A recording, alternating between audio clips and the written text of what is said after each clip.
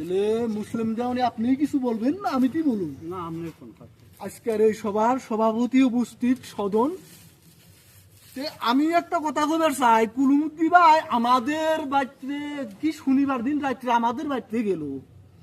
রাত্রে যাইয়া উনি আমাদের কইলো যে হাসিন ভাই আপনার কাছে একটা নালিশ দিতে আসছি তো।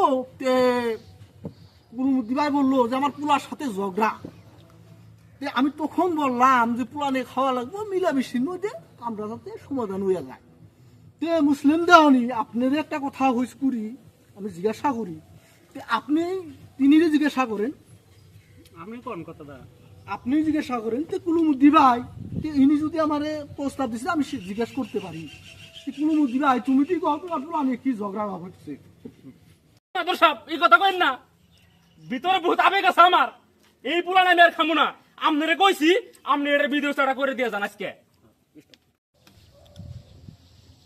কথার মধ্যে কথা হইলো কুলুমুদ্দি ভাই তুমি কি কও, যা বুঝলাম তোমার মনে বহুত আবেগ আছে, তুমি কি খুইলা কও তারপর আমরা শুনি।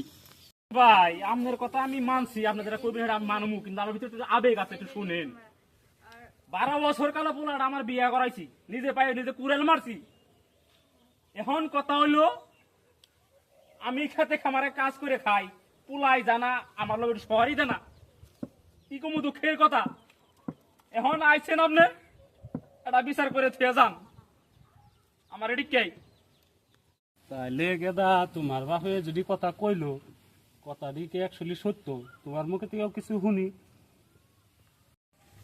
আজকে এই সবার সভাপতি উপস্থিত সদন, আজকে আমার বাপে যদি কথা কইছে সত্য কথাই।